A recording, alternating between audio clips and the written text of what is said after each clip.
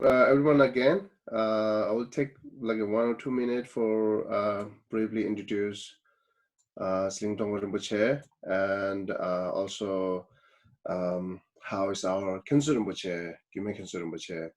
So the so Gyume Khyentse Rinpoche is not teaching now. He is in more busy with his preliminary practice of his retreat. So, but he's not teaching verbally. I think he's still teaching to us, to himself, doing more practice. This is the best teaching to do, encourage to do practice. So therefore, I will always think that Rinpoche even not talk verbally, he's always teach to us. Therefore, now we request to Siling Tongkhor Rinpoche for 2 months to teaching us. That's the Gyume Khyentse Rinpoche also wants to talk to everyone to these like difficult situations. And so Siling Tongkhor Rinpoche, as most of you knows, he's 14th reincarnation of a previous Tongkhor Rinpoche and recognizes by His Holiness 14th Dalai Lama. And he complete his Buddhist degree on 2016, and then he's continues teaching everywhere. And then so that's briefly that. And if you want more know about Rinpoche, then you can go on our website, webpage. You can see more of that. Thank you, Rinpoche, for accepting our teaching, our request. And then please, so we just starting with the mandala offering first, okay? And then Rinpoche will be start his teaching. Tashi bege joshi me do da. Jime do dama de rab lingshe nyinde gemba de sanje mi de bewa ye do ga na ta ya che ba sho ye dama go Mandala damne ya dara ya sanje chedan zoge chana pa chanju palo lane yaso je daje cheshe ge tona ye dola beje sanje do bara sho sanje chedan zoge chanju palo lane yaso je daje cheshe ge tona ye dola beje sanje do bara sho chanju pardo dane jaso daje chuje gibe tonam ge dola beje sanje bara jo simjen tamje dewa da dewe judan dembare chuje simjen tamje dongye da dongye ge judan chawa de chuje simjen tamje dongye mebe dewa da dewa chuje simjen tamje ni de chada ni da jewe tanyum la ne bare jo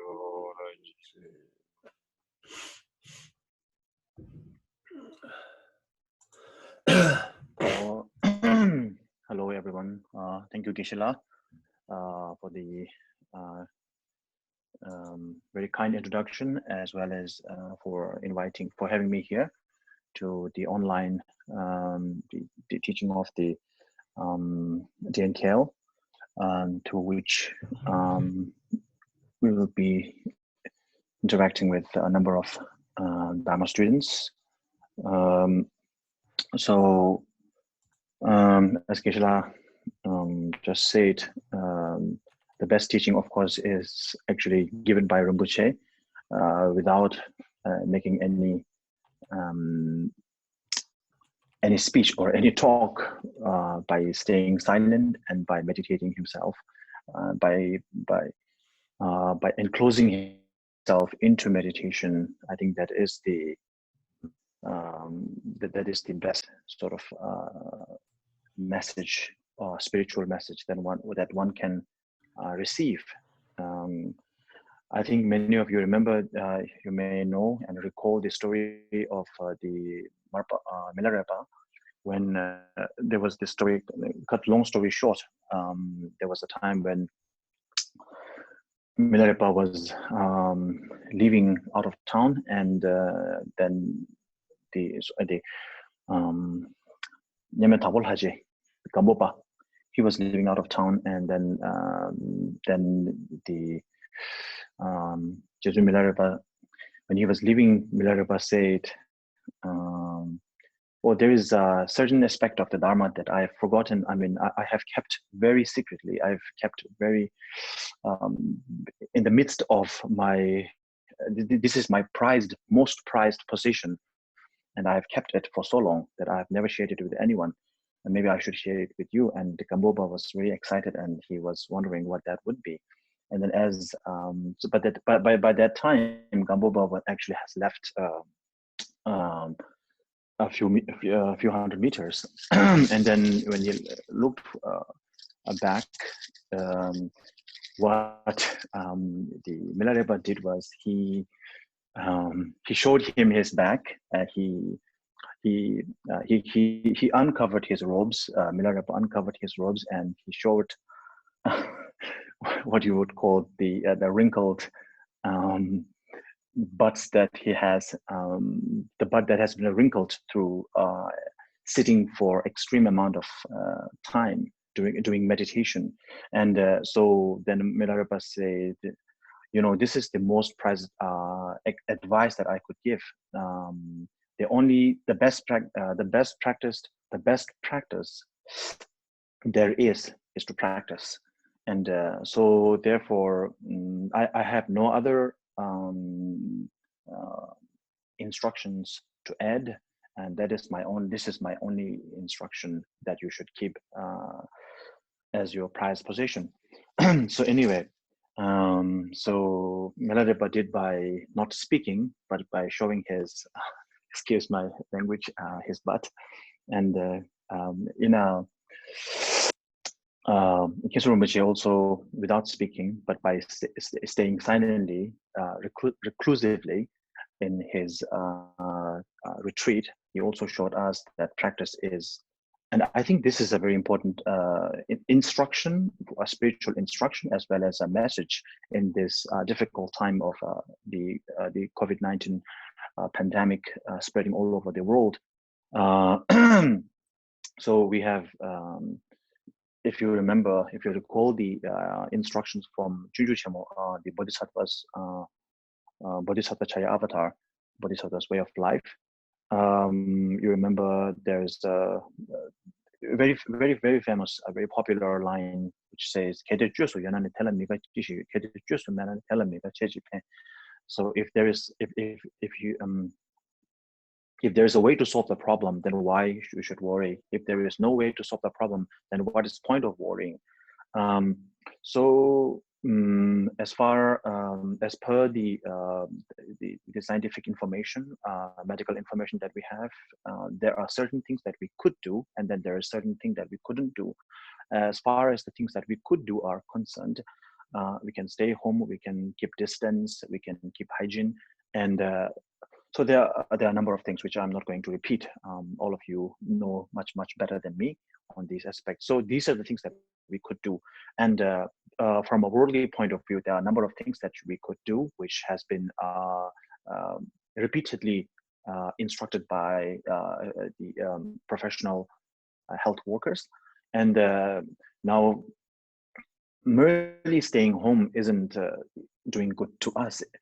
We feel bored, we feel when we have to stay home, when we have to recluse ourselves without choice. Reclusing with choice is another thing, but when we have to recluse ourselves without choice, that is this is a different form of suffering. And I'm not suggesting we do the Dharma practices in order to eradicate this kind of suffering per se, but these will be the side effect or the side benefits of doing Dharma practices. We all know that most of the great practitioners, when they were serious about their practices, they would leave, even if they are monastics, they would leave their monasteries and they would go into hermitages. And so not just monastics, but even lay people who are serious practitioners, when they really what we called wanted to retreat from the worldly life, they would go into hermitages. So the point of going into the reclusivity, into hermitages, is to cut. So it's a point of social. It's some point. At some point, this is a kind of a social distancing. That the more, if you remember the teachings from the 37 Practices of Bodhisattva by Asanga Geshe Thome Sangbo, the Payupong Geshe Lani, that as long as you are within your homeland, or in other words, as long as you are within people you are familiar with, then you always end up talking about the familiar likes and dislikes. And through the dislikes and the likes, attachment and hatred, or different forms of craving, as well as a different form of attachment and hatred keeps popping up. The more we are in with people whom we are familiar with, when we are not with people who are familiar with, there is less chance of us getting involved into these things, getting us tempted into talking about those things. So this circumstance, the current circumstance, actually, as pandemic as it is, as tragic as it is, from a spiritual point of view, one can see that as a very good opportunity to develop oneself. Even people who are not spiritual, they are using, a number of people who are optimistic enough are using these quarantine time to develop themselves physically, verbally, and mentally. Even though even one is not spiritual, some people use this time to learn new musical instruments, or to learn new languages, or cooking skills, artistic skills. Some of the passions that you have had when you were in your high school or much younger, but you never have the time to catch up with. So these are a very good time to just try to try those things, rather than just lull your time, whining about what's going to happen next. Rather than whining about what's going to happen next, it's better to utilize one's time to the best of one's ability, which we can do spiritually, which we can do physically, to develop your physical appearances, or to keep yourself fitter. So there are many other things to do that. So so what I'm trying to say here is the point I'm trying to make here is that we have been handled from a spiritual point of view. We have been handled with a very good opportunity to practice the Dharma, never better. So even though one may not be able to distribute the whole of the whole of 24 hours of one's a day for Dharma practices, one can dedicate more than the usual amount of time for practicing the Dharma. So these are some reminders, and maybe we will talk more about these in the Q&A or as a follow-up. So maybe I'm just ask a question here. The dinangzu pyoge madomaking it you know.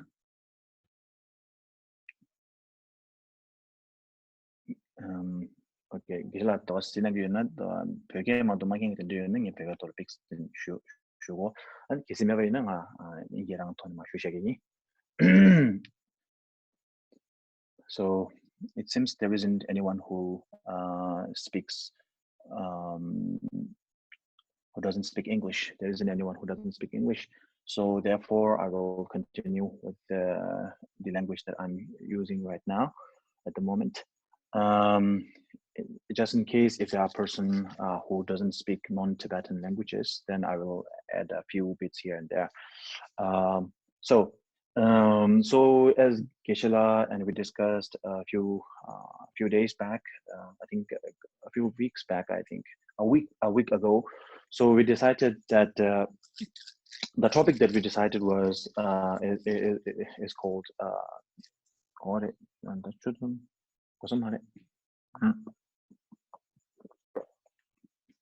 this Jenny gets under this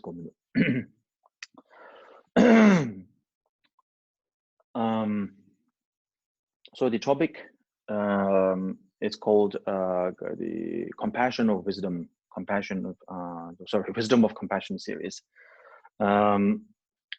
Wisdom of compassion series. So all of you who are familiar with the Buddha Dharma, Buddhist practices know that in Buddhism we talk always about the two things, the two most important things, which is the compassion, the method, and the wisdom. The compassion and the wisdom, the sun and the moon, the Vajra and the bell. You know, so there is the compassion and there is the wisdom. One has to be kind as well as intelligent. Merely being intelligent isn't enough. Merely being kind or compassionate isn't enough. Merely it isn't sufficient for one to succeed in either life or in spiritual practices. One doesn't want to be treading off the main road. So the compassion with the wisdom series. So the topic will be different kind of teachings, even though it's all themed around compassion or wisdom, the wisdom of compassion. It will be different teachings each week, so as to keep it fresh. And I'm thinking of making it more interactive in the sense that we will do probably like half an hour of Dharma talk by myself, and then maybe 5 to 10 minutes of short meditation based on the subject that I teach. And then the following 20 minutes, we could have a Q&A in regard to what we just spoke about, what we discussed. So that is the idea. And so for today's practice, I have picked what is known as the Migtsema. So Migtsema is a 4-line, or it's a prayer with few lines. It can be extended into 4, 5, 6, 7, 8, 9 lines, or just 4 lines. It's a praise extolling the virtues of Lama Tsongkhapa. Also recognizing with the recognition that he is the emanation of the Manjushri, the Buddha of wisdom, Vajrapani, the Buddha of all the Buddha's power, or the holder of the Vajrayana, the secret path, and the emanation of chenrézik, or Avalokiteshvara, the Buddha of compassion, and in a way, the extolling the virtues of Lama Tsongkhapa, as well as recognizing Lama Tsongkhapa as the emanation of all the three lords, the lord of the 3 races, as we call them. The lord of the 3 races. 3 races are the wisdom, compassion, and Vajrayana, or secret path, or power. So I will not go into much detail, but you know, Lama Tsongkhapa's biography is rather long. But I think he was born in 1357, and anyway, so he was born in 14th century, and Lama Tsongkhapa, along with the Sajya Pandita, as well as Yawalongje Namjamba of Nima and Sajya Pandita of Sakya, the Lama Tsongkhapa, chronically, Sajya Pandita, Longje Namjamba, and then Lama Tsongkhapa, they are known as the 3 Manjushris of Tibet. So they are all regarded as all three of them are regarded as the emanation or manifestation, emanation of Manjushri, manifestation of Buddha of wisdom in the human form. And more than that, Lama Tsongkhapa's Rinpoche, as we usually call him in Tibetan, we call him Rinpoche or Tsongkhapa, so most of them are titles. His actual name is, the monastic or ordained name is Lobzang Drakpa. But it's a custom as well as respect for a Dharma practitioner, especially for a monk, not to call one's teacher by his or her real name. So we usually call them by the teacher, the master, the great one, or things like that. So Jedani Chimbo, the great Lord, or Rinpoche, the great Rinpoche, the Lord Rinpoche. So anyway, so Tsongkhapa, Lama Tsongkhapa's praise, and so there's a very interesting story regarding this practice. The history or of how this prayer came into being. So there was a time when Lama Tsongkhapa was in the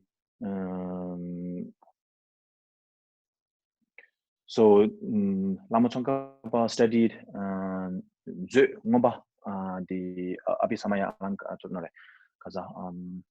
Abhidhamma Kosha, the compendium of knowledge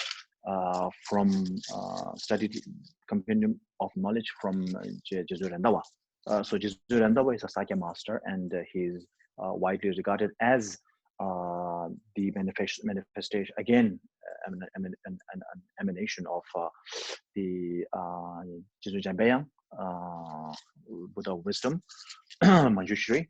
And so from him, Lama Tsongkhapa studied a number of the Abhidhamma Kosha text, the compendium of knowledge text. And Jesu Rendawa also studied with Lama Tsongkhapa the Madhyamika text, but both Madhyamika and the Abhidhamma Kosha were studied from the Jesu Rendawa by Lama Tsongkhapa. Lama Tsongkhapa, Jesu Rendawa did receive some teaching from Lama Tsongkhapa, but mainly Jesu Rendawa is regarded as, so Rinpoche has a number of teachers, and Jesu Rendawa is known as the main human teacher, and the non-human teacher is, of course, Jesu Jambayang or Manjushri, who appears in as a face-to-face, so to speak, like in today's world, face-to-face.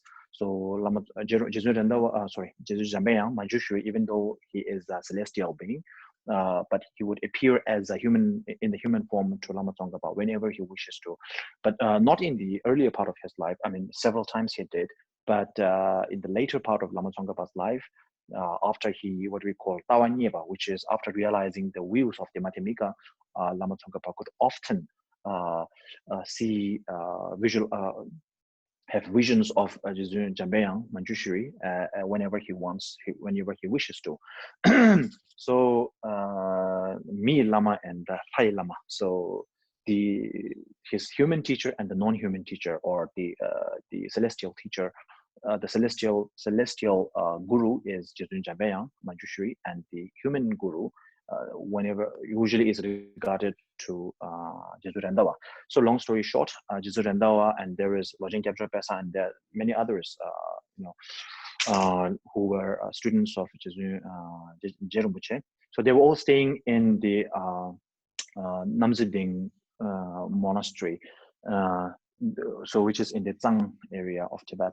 So during that time, so Lama Tsongkhapa has already received a number of teachings from the great Rendawa, Jesu Rendawa.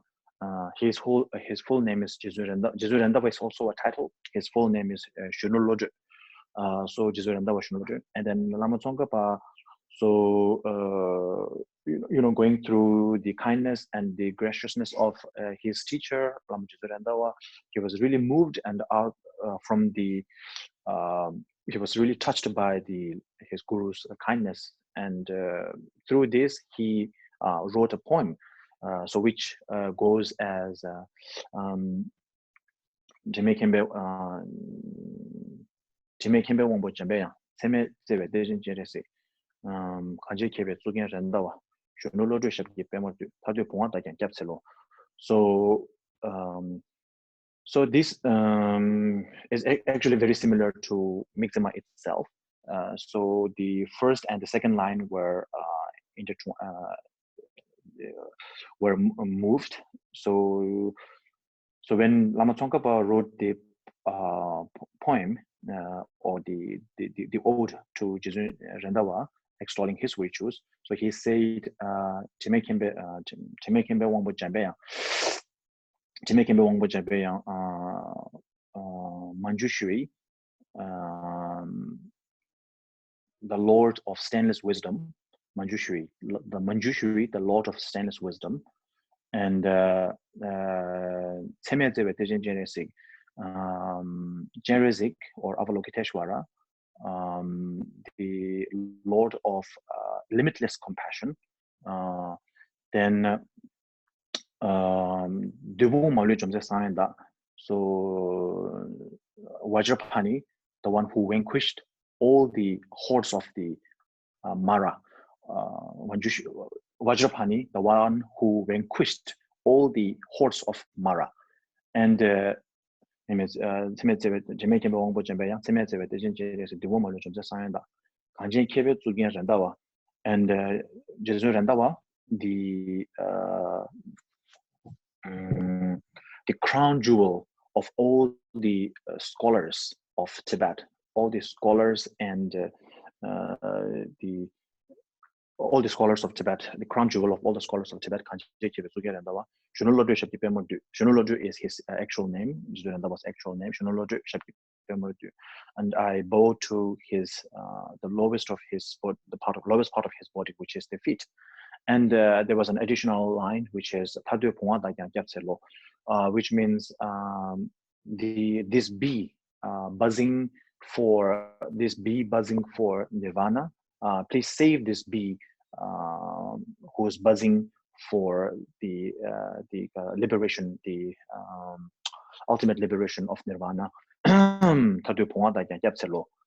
So these are the 5 lines, 6 lines that Lama Tsongkhapa wrote.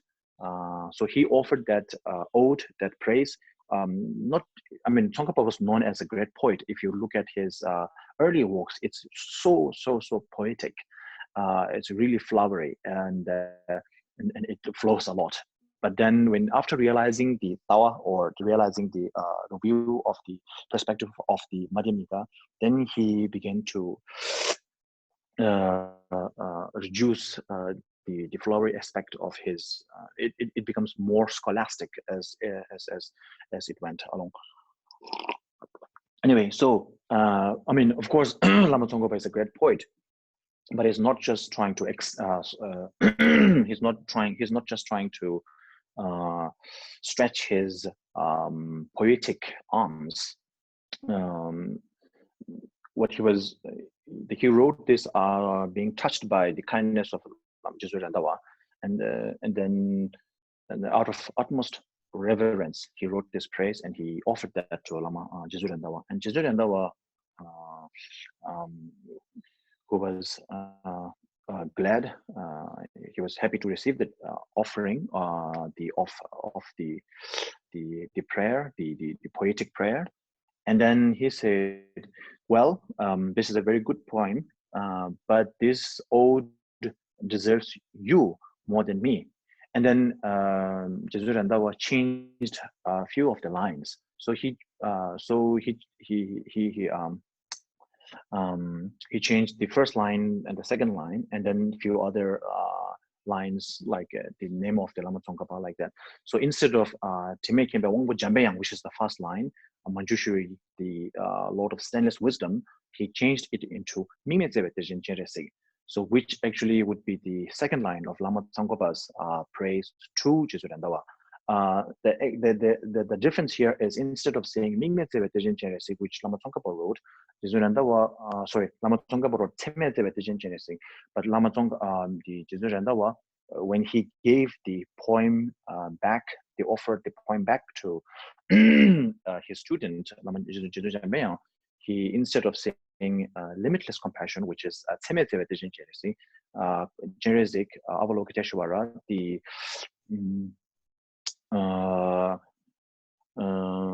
great mind, the great treasure mind of limitless compassion. Instead of what Lama Tsongkhapa wrote, he changed it into mikmé, which means objectless compassion. So chenrézik, the great mind of objectless compassion. So there's a so you can see a very small line is changed, but then it has a huge effect. Anyway, so we will go into this later. So instead of so the first line which Lama Tsongkhapa offered as drimé wangpo changed that into so the first one and the first and second line were changed. So what was Tsongkhapa's second line was moved to the first line by Jesu Rendawa. And so there were no grammatical or verbal changes here, literal changes there. Just the placement was changed of this stanza. But when it comes to the second line of Lama Tsongkhapa's poem, which is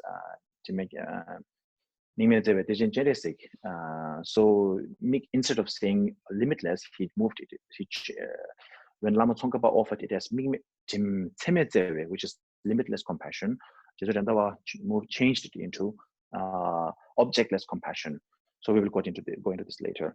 And then düpung malü jomdzé is same, and khangchen tsukgyen Tsongkhapa, khangchen tsukgyen Rendawa is changed into khangchen tsukgyen Tsongkhapa, which means the crown jewel of all the scholars of Tibet, all the scholars of the snowland, which refers to Tibet.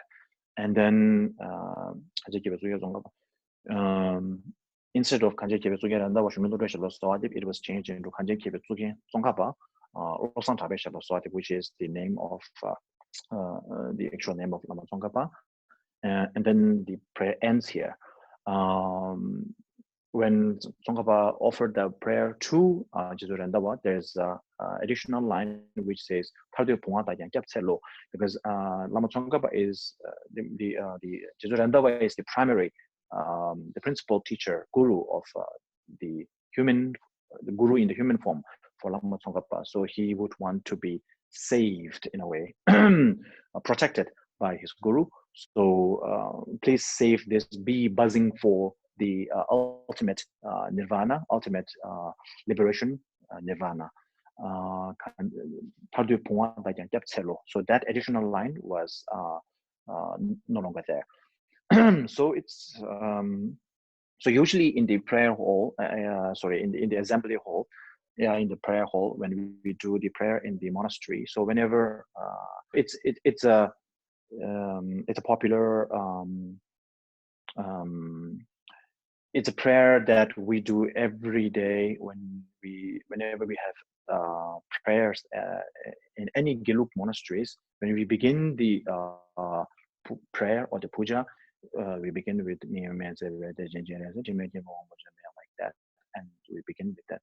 And when all the prayers were finished, and then when we have to conclude the prayer, the conclusion of the prayer, we never leave the we never leave the monastery, the temple, by murmuring, worldly things or just blankly.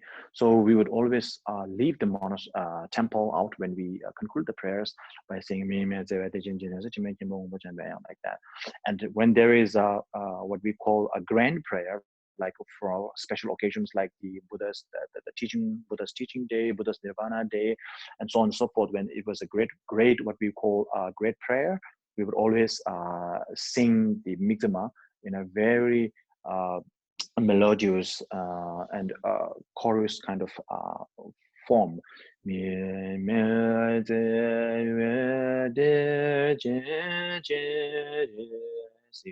like that. So it's very, very beautiful. And most of the time, and oh yeah, especially when we have anniversaries of our past masters who have gone into parinirvana, we always at the end of the prayer we sing this, and then it's a really, really touching moment when we finish all the prayers, and then when we sing this and we go home singing this prayer. A number of the people who understand the meaning of this practice, they would usually their eyes will be welled up with tears upon hearing this practice, the reciting this prayer. So if you those of you who have been into the monastery to the Densasum, like Sera Devon or Gande, you might remember, you might have witnessed some of those things. So now we will go into the this is more to do with the history of Migtsema. I've told in briefly what the Migtsema is all about, and I've so read the lines already. So now we will go with Migtsema instead of going with Drimé, khyenpé, wangpo, jampal, the one wrote by. So one more thing is, this is a very I think maybe we can go about this in the later part. So because this was written by Lama Tsongkhapa, but it was written by Lama Tsongkhapa through the inspiration of Manjushri, and it was written by Lama Tsongkhapa through the inspiration of Manjushri, and it was offered to Jesu Rendawa. Jesu Rendawa and Lama Tsongkhapa, both whom are known as the emanation of Manjushri, and then Jesu Rendawa gave it back to Lama Tsongkhapa. So there are, in a way, there are three authors for this this particular prayer. I mean, I know in the it's not very highly regarded in the West. For this, you would say this is more of a what is the word for that? So it's like the copying other people's work. But in the Tibetan as well as many Asian traditional system, we really think highly of what has been passed down for. So in a way, this is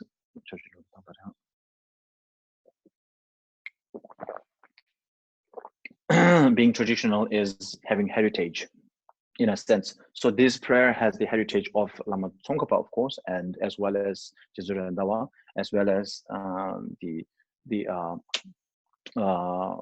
heritage, as well as the hallmark of the Jesu Jambayang also there.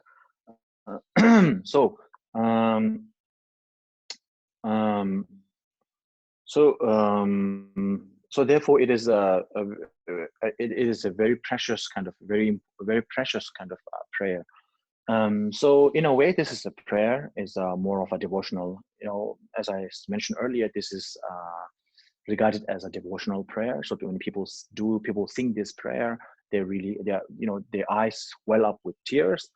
But at the same time, if you know the meaning, this devotional prayer also becomes a philosophical statement, or in a sense, this is more of a, you can have a number of philosophical as well as spiritual introspection by going through these prayer lines. So all the devotional lines are not just devotional in the sense that if you of course, you are all familiar with the number of the devotional prayers that we have in the Dharma centers and here and there.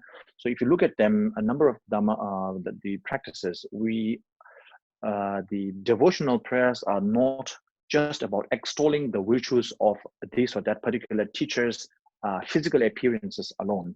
So not trying to denigrate other traditions, but in a number of traditions, you see that that our God is great because he vanquished this, or he killed, you know what I mean. So it's not about the physical feats alone. There are some physical features, physical feats that we might extol the virtues of that teacher's, some of the teacher's physical feats, but most of the time it's to do with the spiritual realizations that the teacher has through through profound contemplation, and contemplate through profound contemplation, contemplating open the deep the profundity of the Buddha's teaching, such as Madhyamika, the view, the perspective of the Madhyamika, and then like for example, one might say, you know, there, for example, in Lama Tsongkhapa Sangwé, the secret biography of Lama Tsongkhapa, which is actually a devotional prayer, you see that Lama Tsongkhapa is sort of juxtaposed with different deities, in a sense that because all the deities that we in the Tibetan in the Buddhist pantheon, the Buddhist the deities, all the implements as well as the symbols, the implements symbolizes different aspect of practices as well as realizations gained from those practices, and these were you know, displayed in the form of a form of an axe or a form of a dagger or things like that. So Lama Tsongkhapa in the Sangwé, in the secret biography of Lama Tsongkhapa, which is actually a devotional prayer of like maybe 4 or 5 pages, it actually lists all of them.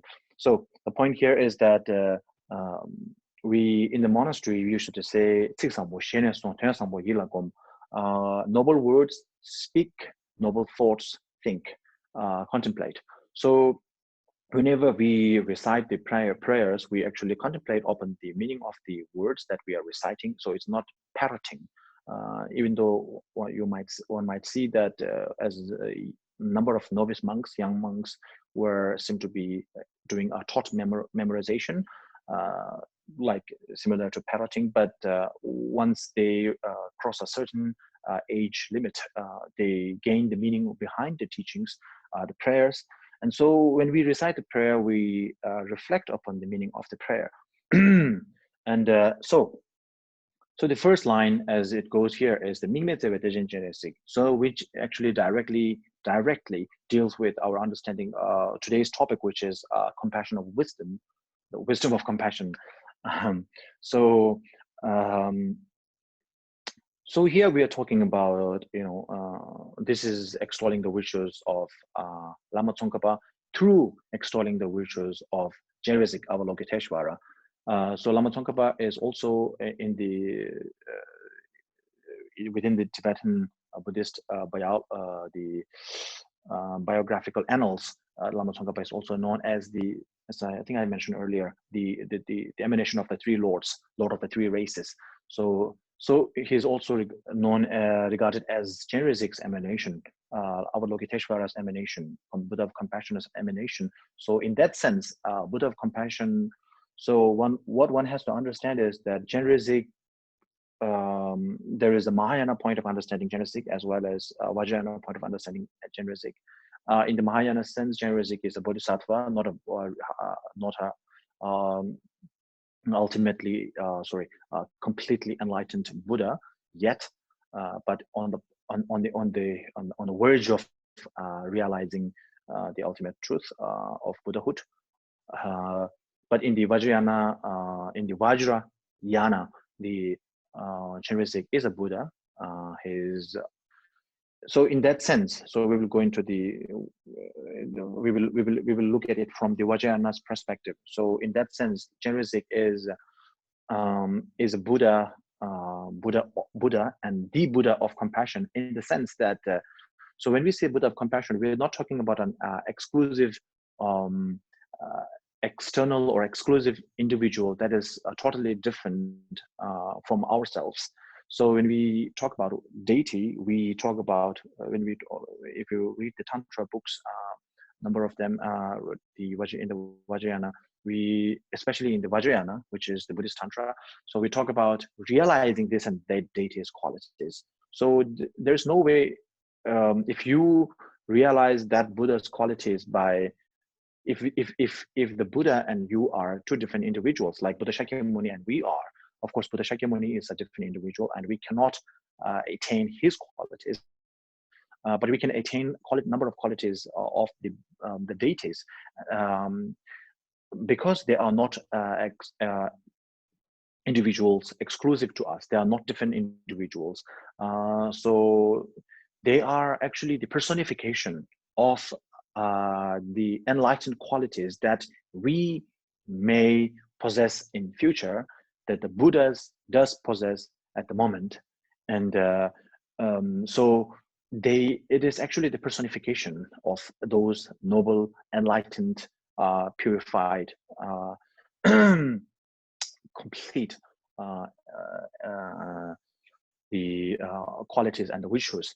So in that sense, chenrézik is in the Vajrayana, from looking at it from the Vajrayana, when you look at from the vehicle, when you write on the vehicle of the Buddhist Tantra, Vajrayana, you will see a different view, and you will see that chenrézik is not a person that is exclusively different individual from ourselves, but it's actually a personification, the purified form, the enlightened form of our own negative mindsets transmuted and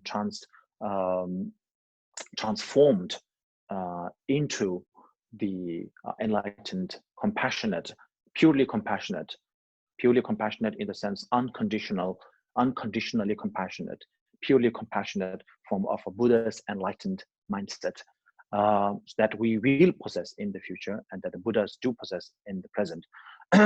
So in that sense, Lama Tsongkhapa, we can understand, we can relate as to how Lama Tsongkhapa can be the emanation. So we're not talking about Lama Tsongkhapa being another person like James or Mr. Wu or Mr. Rajkumar or some other person like that. We are talking about Lama Tsongkhapa being the personification of the enlightened form of the enlightened form of compassion, because Lama Tsongkhapa's compassion is limitless, as he wrote, limitless in the sense it is unconditional. So there is not limit, as it is not limited to, it is not restricted to people that he loves, and it is not, there is no restrictions there. It is not restricted to people that he loves alone. It is open and unconditional, accessible to people of all race, kind, gender, and so on and so forth. So it's unconditional. So therefore, it is the perfect form of enlightenment, compassion, the enlightened form of, which is the enlightened form of compassion, where all the negativities of ordinary mindset, ordinary mental factor, ordinary consciousness, which is mired with our mind is mired, stained with what we call the temporary stains of clashes of the afflictions. So it has been all wiped off, and it's all the negativities, all the afflictive side of the compassion, which is also a form of mental condition, has been all transmuted, and then the mind itself is transformed into the enlightened form of compassion. So in that sense, so that is one thing. And another thing is, we will deal with the first word of the first line, which is the mikmé, so which means objectless. So Lama Tsongkhapa, when he wrote the ode, the poem offered the prayer to Jesu Rendawa, it is limitless compassion. But Jesu Rendawa changed it into objectless compassion. So I will get into this as I mentioned earlier. So this is very important in the sense that it directly deals with the wisdom of compassion here. So the wisdom of compassion. So compassion itself is a virtue of, you might say, a virtue of the one of the highest virtues that one can attain or one can cultivate. So it is regarded that we all have compassions, but but most of the time when we talk about compassion in the text, we are talking about what is known as Chembo, or the major or the great compassion. So the great compassion is something that sees all sentient beings as when one has the temerity or the tenacity to feel for all sentient beings as a mother with only one child would feel for that child. So so in that sense, this is so great compassion is, in other words, it's an unconditional compassion. So it does not discriminate between the loved one and the stranger here. Loved one, non-loved one, loved one, hated one, and the stranger ones. So it does not discriminate between the three. It loves all sentient beings, irrespective of one is closer or further from one's heart. So that is the great compassion. So, but it is not just great compassion we are talking about here. We are talking about objectless compassion. So, if you study compassion in the textbook, in the textbook, there are actually three forms of compassion. What is known as which is compassion derived from, or compassion focused on the plight of sentient beings suffering. So literal translation is compassion focused, compassion based on compassion based on sentient beings. This is the literal translation. And the second one is compassion based on attributes or qualities, compassion based on so chö has a number of disambiguation. It's a very so is a highly disambiguous term, chö, dharma. So here dharma refers to attributes. So the compassion focused towards attributes, and compassion focused towards non-objectification or without any object or without any subject. So now of the three, the first one is compassion towards sentient being. Is actually compassion towards compassion derived from compassion generated from witnessing the suffering, the plight of sentient beings. So that is the simjenami with ninja, or compassion from sentient beings, compassion towards sentient beings. And the chulami with ninja, which is compassion derived from, or the focusing upon the attributes, is actually the attributes of sentient beings. So a sentient being has a number of attributes, such as being, so a sentient being is impermanent, and a sentient being is in the form of a sentient being. So let's say we are impermanent. We are going through a lot of suffering. We are samsaric individuals. So these are all our, being a samsaric individual, being lost, being a samsaric individual, being a migrator. So these are attributes of the sentient beings, of being a sentient being.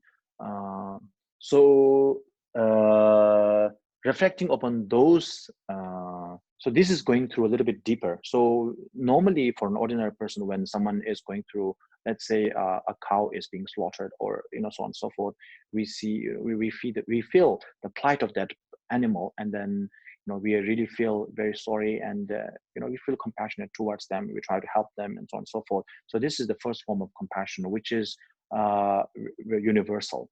The second one is one doesn't necessarily have to see the plight per se of that particular suffering animal or suffering individual, but one witnesses or reflects upon the fact that all sentient beings, irrespective of whether they are going through what you might say suffering of suffering, or the suffering as that witnessable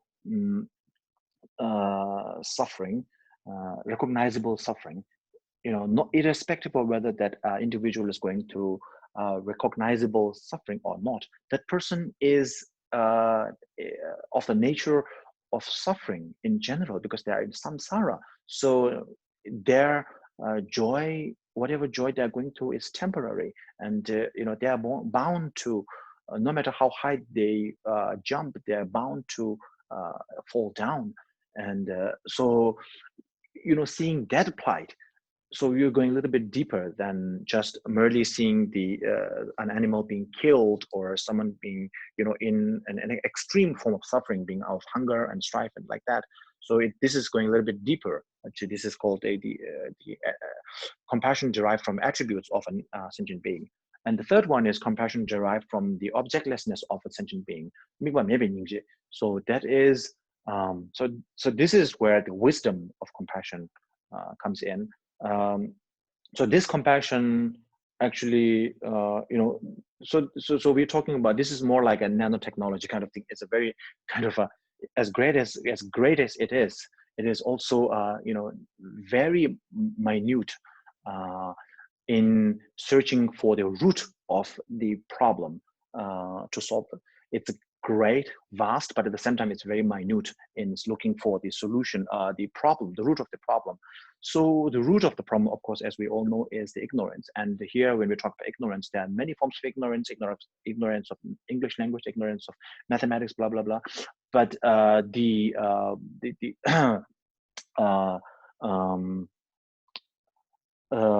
darkest of them all is actually the ignorance of the reality of all phenomena.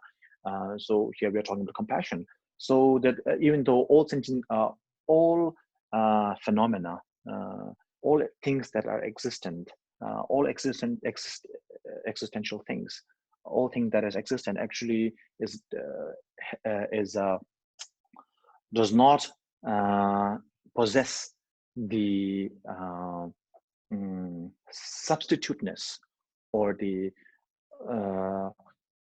of having a reality, of having a substituteness of an sorry, not substituteness, substance. No substance of having an inherent reality. Even though this is the reality, that nothing has an inherent existence, nothing has inherent reality, but we seldom feel this, we seldom succeed to see that. We can understand that a little bit intellectually, but do we actually feel that instinctively? So in order to feel it instinctively, this is what we try to do our practices. So coming back to the point, mikmé is having no focal point. So this is very interesting. So when we, for example, when we utilize a camera to take a picture, so if there is a certain thing that is within the range view of the camera, the pathfinder, it will be able to focus upon something. But if a thing is too far away, let's say if you try to take a picture of the galaxy in the darkest of the night, then it cannot focus upon anything because there is nothing to, there are no focal point here. So an objectless compassion is trying to, so the meaning of objectless compassion is that there are no focal point, in the sense that there are no focal point in the sense that things having an inherent existence. Of course, there are people suffering. There are people, having the attributes of extreme suffering, as well as going into this cyclic existence of suffering. Even though they are not suffering at this particular moment, they are going through the process of suffering, which is the attribute suffering. Compassion directed towards the attribute of suffering, the plight of attributes of a sentient being. Compassion directed towards an attribute of a suffering individual. So, both all the compassion directed towards individuals, compassion directed towards attributes of an individual, they are not, even though as profound as they are not really touching. They're not actually dealing with the grassroots level. They're not dealing at the grassroots level, and the grassroots level is that we are stuck. We are stuck up in thinking that all as I mentioned earlier, scholastically speaking, intellectually speaking, we can say, things doesn't have an inherent existence, blah, blah, blah. But when left as it is, we feel as things things does having an inherent existence, thing does having a substantial reality of its own, rather than us labeling things as they are. So in that sense, there are no focal point inherently existing upon their own. All the focal point, we capture things through our own imagination. It is not that there is a certain inherently existing phenomena out there that is protruding for us to take pictures of, but rather we take a picture of a certain vista, and that vista is translated into or interpreted into a certain form of art or landscape or human or blah blah blah whatever. So this is how, anyway, this is that is how a number of abstract paintings are. No matter how sophisticated one would do it, that's how we try to absolve the abstractness of a sophisticated painting. So back to the point, mikmé, tsewé, terchen. So the compassion that has no object, that has no subject, in the sense that the compassion is directed towards sentient beings, in the sense not because they are going through extreme form of suffering, as we might see, crying or hunger or strife, things like that, or that they are in the process of going through a suffering, in the sense which is the attribute aspect of compassion, but rather that the very nature of existence itself is such a one might say it's such a joke, and that we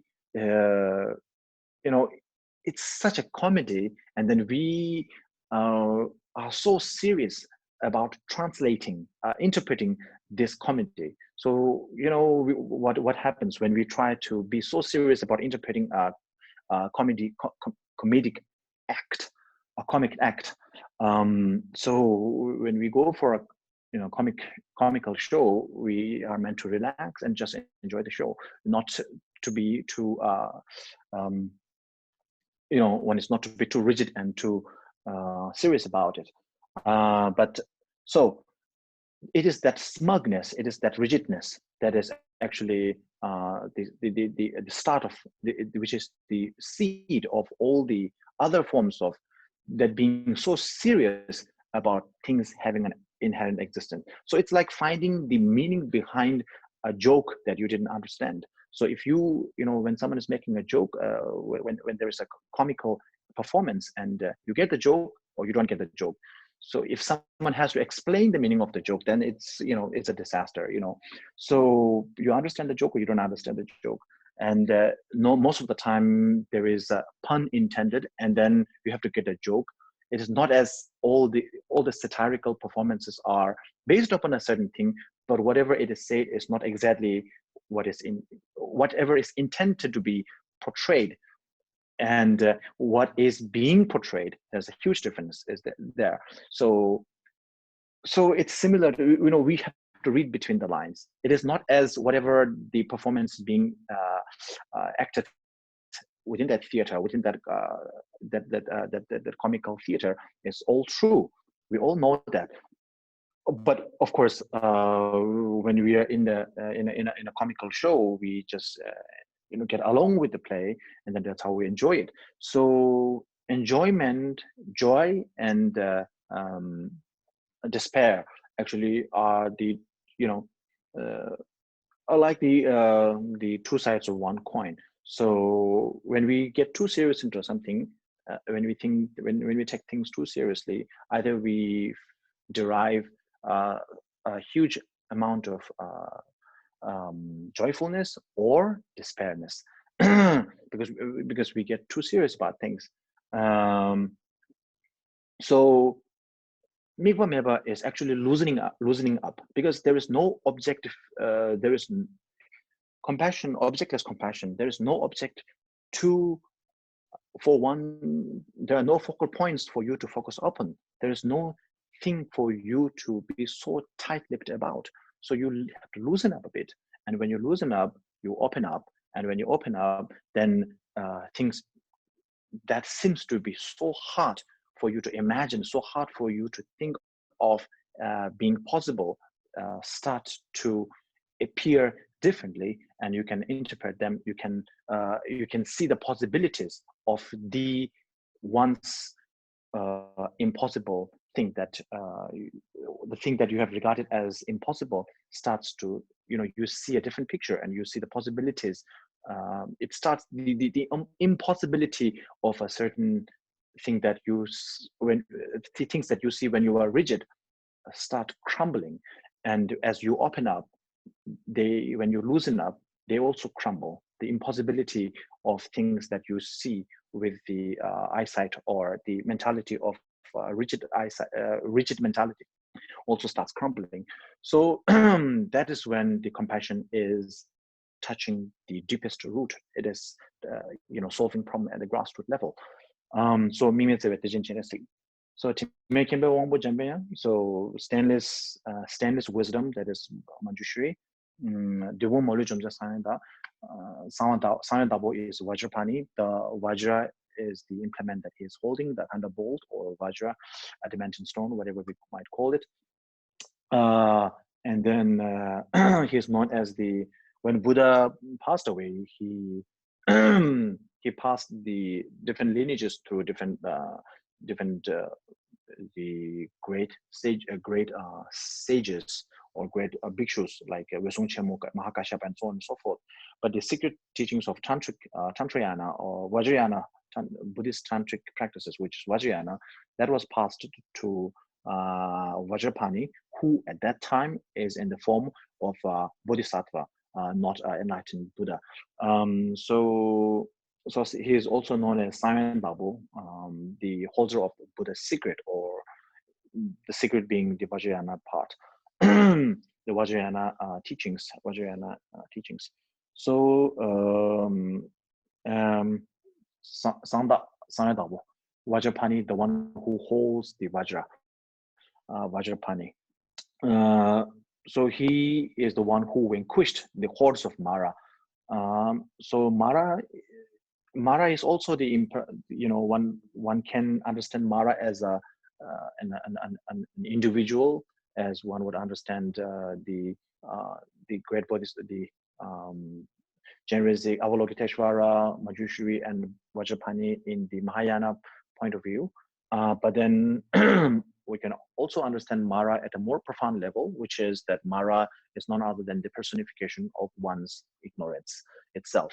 So hordes of Mara can be Mara, a devil, with fangs and, all the horrible things that you can think of, or it can be, it may not have such a physical, horrible appearance, but what the effects of what Mara does, the delusion of what Mara creates within your mental stream is much worse than the appearance of the Mara that we can draw with our imagination.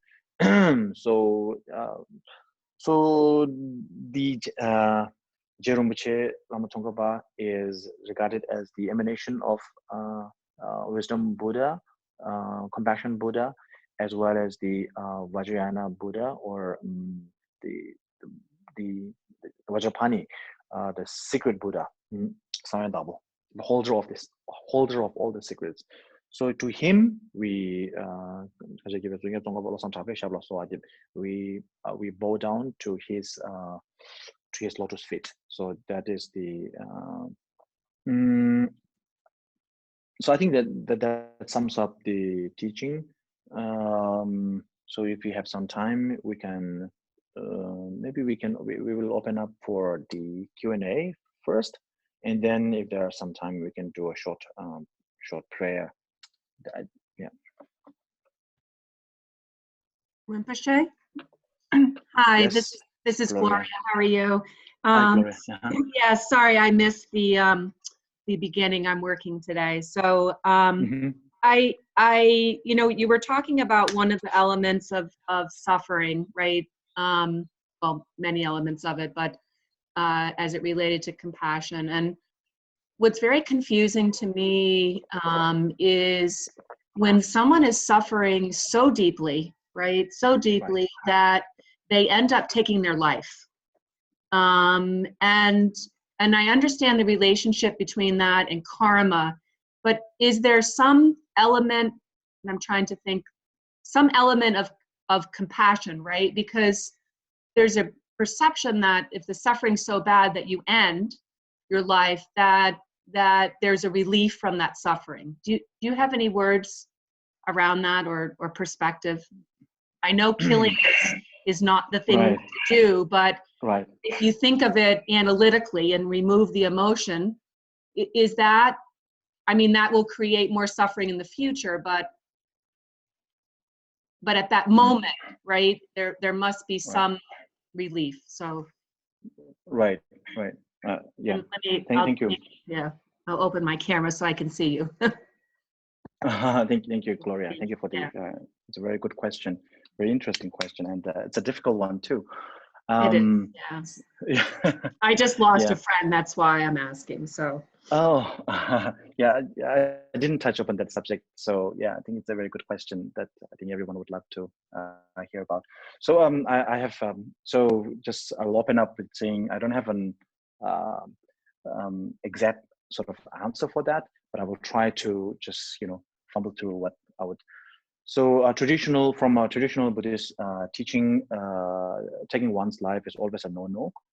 Except that you are doing it for sacrificing your life for someone else. So that is a practice of offering your life for others. That is a bodhisattva's act. But as you just mentioned, so this is a very, maybe you might say it's a modern way of thinking, but if you are on the verge of, if you are going through a very, very a lot of suffering, and then not just merely going through suffering, I think you should try to, as best, you should try to get something to hold on to so that you can bounce back. But if you feel like, okay, I'm going through a lot of suffering, going through depression, and as it has happened tragically in America a number of times, that you are totally depressed, and then you just want to get that onto others. So you are ready to go into an arms store and get up some assault rifle and then ready to go kill people because you are so messed up in your mind. If you feel there is a sliver of awareness that you are going to do such a thing like that, then maybe I would suggest it's better for you to if this is the only way out for you to kind of like relieve yourself by ending other people's life, then I think it's better to. This is not from a traditional Buddhist teaching, by the way. No, I know it's not the right thing. But I think, yeah. So I think it's better to do this because that would save two things. One is, of course, as you just said, whatever depressive moment that you are going through is eliminated. At the same time, what happens is you are saved from accumulating a huge negative karma by killing a number of innocent people. So you're actually saving yourself from doing more harm. So which is similar to why a bodhisattva, and as we see a number of his biographies, like bodhisattvas killing other people, like when, there are many stories like that. So so this is in the similar, ethical or not ethical is another matter, but in the, let's say in the long run, for your own as well as other people's good, maybe from a bodhisattva's Mahayana point of view, which is to always directed towards helping others, towards serving others. I think if you are saving others by ending your life, per se, like, I mean, the next instant, what you are going to do is to go into an arms store and buy and kill people, or to, blow off other people. Then I think that might be maybe this is a better way to, because you will not be accumulating negative karma, which is, right. And I didn't kill him, just so you know. Sorry. Right. No. Right. He killed himself. No, there's a thing. Yeah. So the thing is that whenever this kind of thing happen for a bodhisattva practice, there's always a negative and the positive side, but it's usually the positivity always has to outweigh the negativeness. So when you take your own life, there's a huge negative because your human life is precious and so on and so forth. But at the same time, by doing so, you are accumulating a lot of positive karma vis-a-vis the negative karma. So when the positivity outweighs the negativity, not for a Theravada way of thinking, but from a Mahayana way of thinking, this may be advisable. But if it's just to get rid of your own depressive moments, then you have to do your best to find other solutions, because that is not going to, there is nothing to outweigh the negativityness. Right. And I was also thinking of it in relationship to compassion, right? So as I think about what happened, seeing compassion, even though I don't agree with it, even though it's upsetting, there has to be some element of compassion towards this person, right? Right. Absolutely. It's called courageous compassion. Yeah. So you have to be courageous enough to speak up. You have to be courageous enough to cut that person in between of whatever that they are doing, interrupt whatever they are doing, right, for their own good or for the better for the better good. Yeah. Thank you, Rinpoche. Thank you, Gloria, for the question.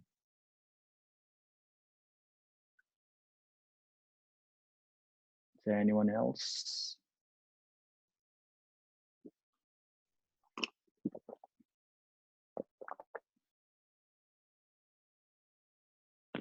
Hello, Rinpoche. Hello. Hello, Rinpoche. Can you hear me? Yeah, I can hear you. I'm just reading through the messages, so you can speak. Yeah. Okay. Yes. Just so not to keep on I love that you brought up the comedy of our reality and our existence, and not to keep on a pessimistic theme, because having you here is such heartwarming. You talked about like the idea of opening yourself up and in just an enjoyment of compassion. I don't know if you meant to connect it with enjoyment, because you were saying enjoyment and despair go together, but there is it felt like at one point you were talking about the opening up, right, of this, maybe a non-intellectual way of approaching this path of compassion. And so we are talking, so much of us are faced with questions of life and death. And I know I've had a series of pretty profound illnesses, and my mind is strong, but my body has become physically weakened. And if this, whatever happens in the future, I'm not predicting, I'm not a psychic, but if something were to happen, a lot of us are in situations where we're kind of fighting for our lives. What is the Buddhist perspective? If your mind is strong, but your body is weak, and you're confronted with maybe a life-threatening illness, so often we're told that our mind can overcome. And I do think in that instance, I could fight through it. But is there an aspect, if my body just says rest, like how do you know what is the compassionate thing to do for your body and your mind on this path? Right. Very good question. Another. It's a. So, yeah, I'm not go into the despair and that thing. Yeah, maybe some of the words. So I will go right into what you just said about how to, the compassionate aspect of how to apply the compassionate aspect of Buddhist practices when the body starts to give up, the physical body starts to give up, even though your mind is still strong.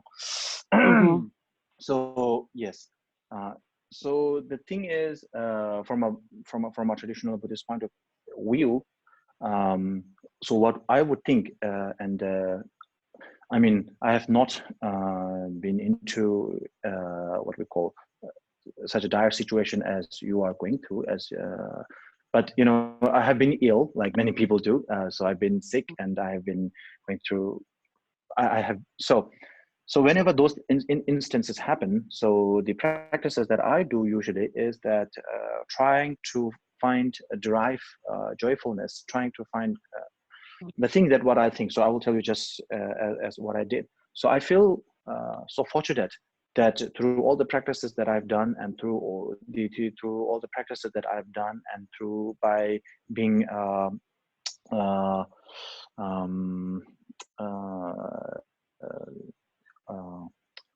straightforward with my practices. I've been able to bring forward whatever that I'm going to suffer in the next thousands of lives, as well as in the hellish realms. In other words, so it all comes down to, rather than compassion, it all comes down to the basic idea of karma. So, which is, law of causality, that nothing comes without a cause, proper cause. So whatever difficulty that we are going through, or whatever joyfulness that we are enjoying, are all coming through. There's a cause to that. There was a cause to that, and it may, you might be doing only good things in your life, in this present life, but you seem to have so many financial problem, relationship problem, this and that, all things, everything is piling up. So there has to be a cause for that, and there has to be a cause for that, and the cause actually, even though the effect is experienced in this life, the cause may be in previous lives. And so therefore, and it may not necessarily be the immediate previous life. It may be, 1,000 lives before that, or 10,000 lives before that, whatever. And it has been compiling up, and it has been accumulating, like how cancer develops. So, the calcium keeps developing, calciums keep developing and developing, and then it turns into a stone, kidney stone, and things like that. So, so it is such a good news that I'm able to diagnose this particular sickness in this life, where I have understanding of Buddha Dharma. I have, a strong understanding of Buddha Dharma, and so therefore, and I can understand, at least intellectually, I can understand the phenomena of the impermanence and the law of causality, all those things. So it is such a good thing that I am equipped with all those understanding, the high-tech equipment of all those understanding, through which I can actually pinpoint the ultimate cause, which is actually the ignorance, and then I can get rid of them. So this actually, the suffering that I'm going through is actually a form of purification. Whatever suffering that I'm going to go through, accumulated, maximized form of suffering that I'm going to go through in the future lives, is actually being brought forward. So I'm able to pay in, I don't know what is called, I'm able to pay it in installments, so that it's been minimized to, as terrible, as tragic, as terrible as it is something that I can manage. And also, not just physically, as difficult as it is something that I could manage, and at the same time, mentally, I could even take care, as you very well mentioned. Even though physically you are able, it's very difficult for you, but mentally, you are able to grow up with it. So this is such a good news. And so this is very okay. So now this is about the law of causality, that part I touched. And then the compassion part comes in the sense that, so compassion is not just being pitiful, right? So nyingje, or compassion, is not being pitiful for whatever delicate or difficult situation that oneself or other person is going through. Compassion, rather than pitifulness or empathy, compassion is actually being courageous, into being actually motivated. Actually, sometimes when we see someone going through, let's say a dog, there's a stray dog, someone is beating a stray dog, and then you feel like, oh, I should do something about that. I should tell those boys not to do that, or I will give shelter to that dog, or things like that. So you see the plight of someone, either yourself or other person, and then you try to take care of it. You are motivated to do something by the plight that you see, you witness. So this is where compassion comes in. So compassion is not merely witnessing the plight of someone going through a difficulty, but rather the emotion that is actually catapulted, or that is actually invigorated by seeing, motivated by the suffering that one is seeing someone in extreme suffering, motivated by seeing someone in extreme suffering, whether it's yourself or other, and then or wishing to do something about it. So there's a number of things you can do. And so as I mentioned earlier, what I would usually do is I think that as a purification process. So I would take medication and all the other things, but when the pain is excruciating, there is excruciating pain, I see that as the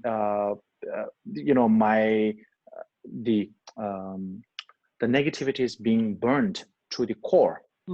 So yeah, so that is what I would suggest. I don't know if it helps or not, but no, that's so profound. No, that is so profound. Thank you. Yes, if nothing else, enjoy the teachings.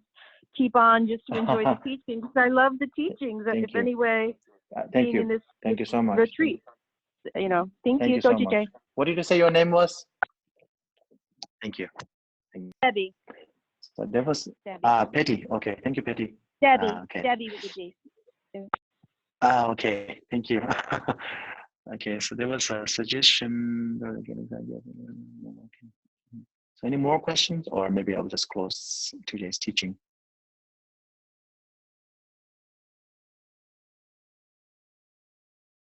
I think we should conclude for today, because I think we went over maybe 1.5 hours. So I'll just recite Migtsema 3 times, and those of you who know, you can do that with me. I'm sorry I didn't share the Migtsema leaflet, but if you know the Migtsema, then you can do it with me. So we will do the 4-line ones today. When we do the 4-line ones, we usually cut the Vajrapani. If you have questions, you can just send it to the messages there, and then I will take a look and then try to get back to you in next teaching. Oh, okay, that's very good. So we have the Migtsema here. So this is the 5-line one. Okay, excellent.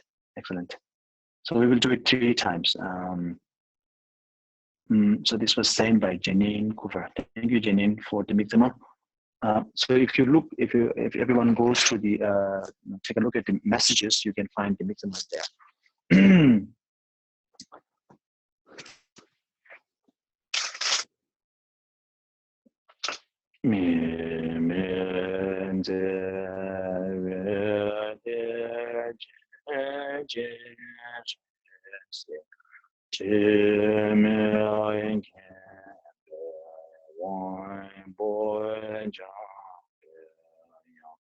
Düpung malü jomdzé sangwé khangchen tsukgyen Tongkhor Lobzang Drakpa shyapla solwa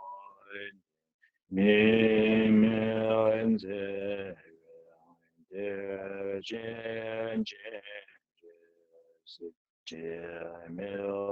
khépé wangpo jampal düpung malü jomdzé sangwé khangchen khépé tsukgyen Lobzang Drakpa shyapla solwa tsewé terchen chenrézik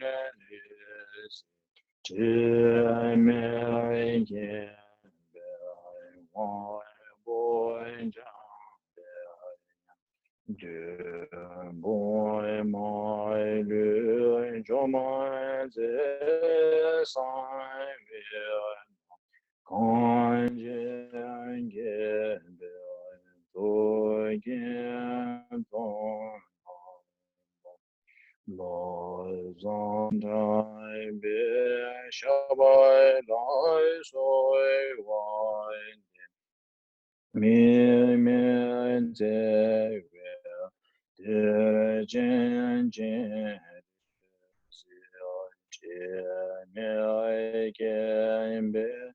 wangpo jampal khangchen khépé tsukgyen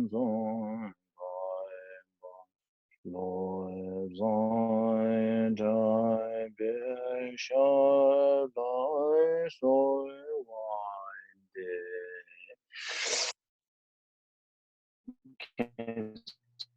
Thank you so much, Rinpoche, on behalf of everyone at DNKL and from Usually in the monastery. Thank you. Hi. Thank you. So, Thank you so much. Oh, we do a. Hello. Hello. Safe. Everyone keep safe, please. Yeah, thank you. See you next week. Yeah. Thank you. Yeah, sure. See you next week. Thank you so much. Thank you so much. Thank you. Keep safe, okay?